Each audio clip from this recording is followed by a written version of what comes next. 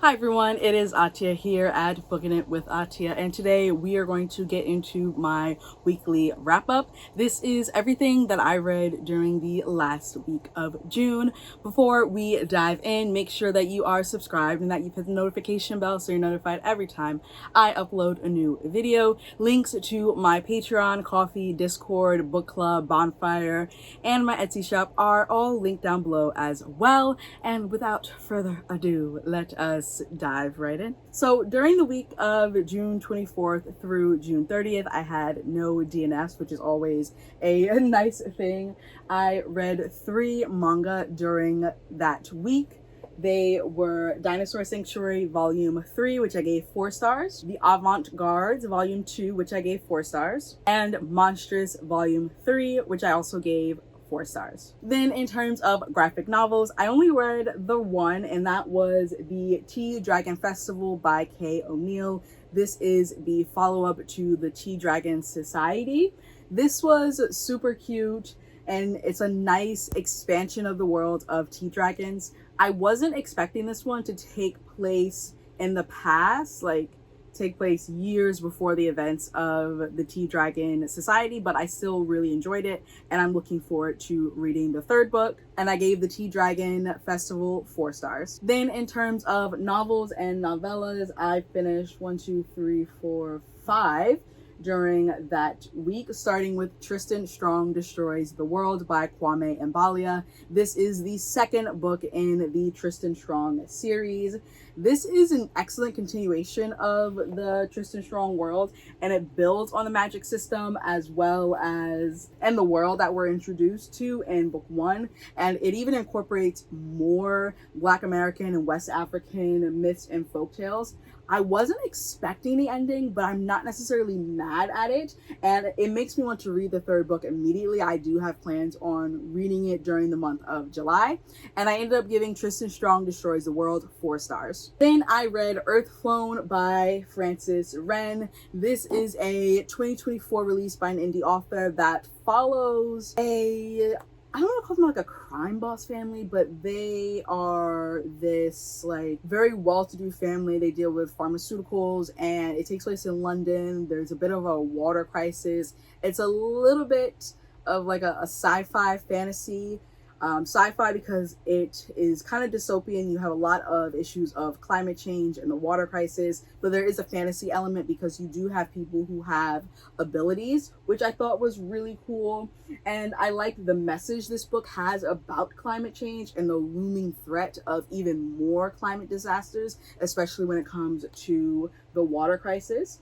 It was a nice balance of romance between 2 of our main characters, as well as mystery, fantasy, and mob-like elements that are all at play. And I gave Earthflown 4 stars. Then we have Andar and Santi Were Here by Johnny Garza Villa. This is a Latinx, queer, young adult, contemporary romance. We are following Andar, who is I guess their parents own, they own a taqueria, and Andar meets Santi when Santi comes to work at their family's restaurant, and it is Andar's story falling in love with Santi. I loved it. Andar's voice was hilarious and razor sharp. The romance between Andar and Santi is cute, real, heartbreaking, and it makes you want to cheer for them the entire time. It deals a lot with xenophobia and the real life safety risk of both Latinx citizens and undocumented peoples. And I gave Andar and Santi Were Here 5 stars. Next up, we have Sweet Vengeance by Viano Onyomo. This one is a fantasy romance between a woman who was sexually assaulted and the demon that she conjures in order to help her get revenge on her assaulter. And it turns into a romance between her and this demon that she conjures up. Not conjures, that she calls. Is that the right word? I don't know what the terminology that's used in the book, but I really liked it. It was super quick read, super fun, spicy, and I felt that both characters were well done, even though this is on the shorter side. I think it's like a little over 200 pages, maybe like 250 or something like that, but it reads super quick. and I ended up giving Sweet Vengeance by Viano Onyomo 4 stars. Then we have The Dead Cattail Assassins by P. Jelly Clark.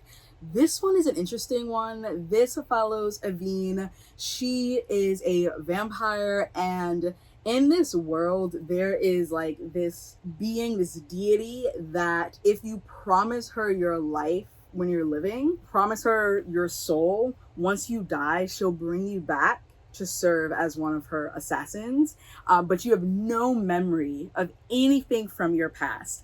And so Aveen is given this contract to take out this person, and when she goes to, you know, do the deed, she finds out that the person has her face.